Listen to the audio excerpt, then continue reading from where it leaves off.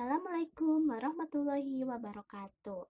Halo semuanya, nama saya Maida Ariwani Wulandari dari Universitas Pendidikan Indonesia Kampus Sumedang, PGSD 4A.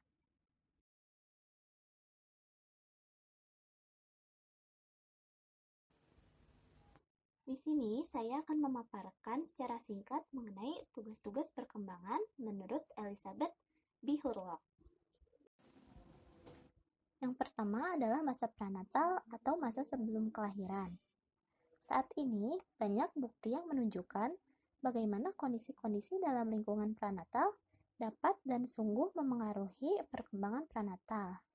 Bukti ini membenarkan bahwa mempelajari perkembangan itu sebaiknya dimulai dari saat pembuahan dan bukan dimulai dari saat kelahiran.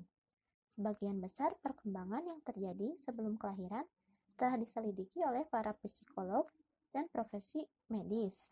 Dan hasil penelitian ini secara luas dipinjam oleh ahli psikologi perkembangan. Sumber mereka sebagian besar melengkapi data fisiologis dan data fisik dengan bukti tentang pengaruh keadaan psikologis pada pola perkembangan dan pengaruh jangka panjang dari sikap orang-orang yang berarti. Yang kedua adalah masa bayi baru lahir yang berlangsung dari usia 1 hari sampai 2 minggu, yang memiliki ciri-ciri sebagai berikut. Yang pertama, merupakan periode tersingkat. Yang kedua, terjadinya penyesuaian yang radikal. Yang ketiga, merupakan masa terhentinya perkembangan. Yang keempat, periode yang berbahaya. Yang kelima, memiliki penyesuaian pokok. Selanjutnya adalah masa bayi. Masa bayi berlangsung 2 tahun pertama setelah periode bayi yang baru lahir 2 minggu. Meskipun masa bayi sering dianggap sebagai masa bayi baru lahir, tetapi label masa bayi akan digunakan untuk membedakannya dengan periode pasca natal yang ditandai dengan keadaan yang sangat tidak berdaya. Pada masa ini, dalam beberapa bulan di masa bayi ini, sifat tidak berdaya yang dimiliki bayi akan semakin menurun. Dan pertumbuhannya itu berjalan dengan cepat. Selanjutnya dilanjutkan oleh masa kanak-kanak. Pada saat ini, secara luas diketahui bahwa masa kanak-kanak harus dibagi lagi menjadi 2 periode yang berbeda, yaitu awal dan akhir masa kanak-kanak. Periode awal berlangsung dari umur 2 sampai 6 tahun, dan periode akhir dari 6 sampai tiba saatnya anak matang secara seksual.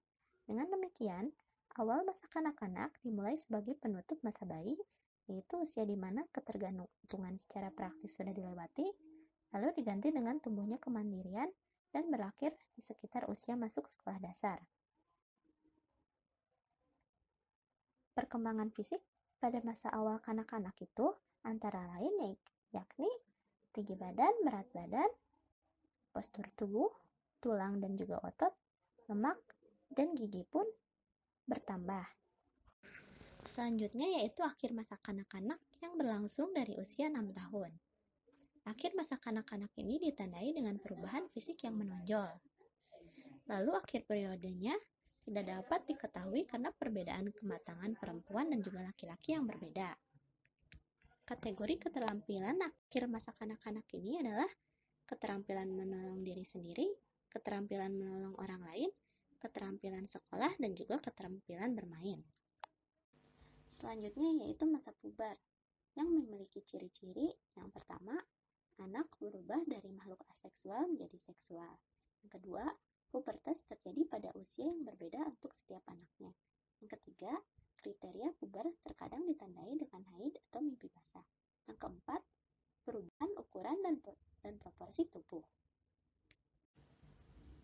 Kemudian dilanjutkan oleh masa remaja.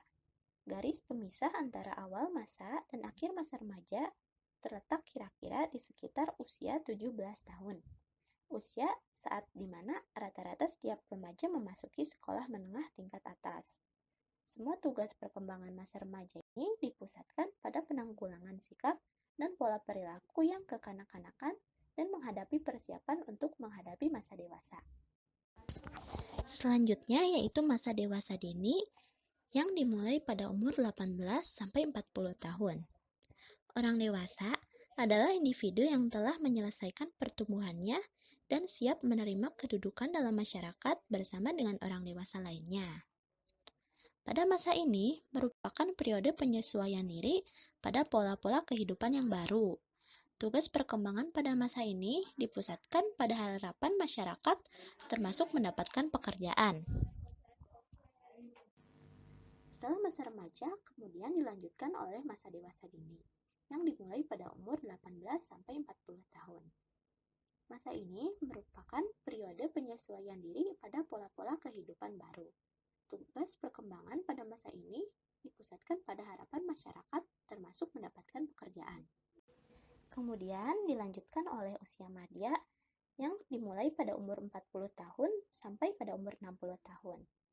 Di periode usia ini banyak terjadi perubahan, diantaranya perubahan fisik, perubahan minat, penyesuaian kejuruan, dan juga kehidupan keluarga, semuanya menjadi berbeda. Yang terakhir adalah masa usia lanjut. Saat memasuki usia lanjut, yaitu 60 tahun ke atas, sulit untuk melakukan pekerjaan dan juga mulai pensiun. Dan dalam pola kehidupannya, orang usia lanjut memiliki kebutuhan fisik dan psikologis yang harus dipenuhi. Seperti misalnya kesehatan dan juga rekreasi.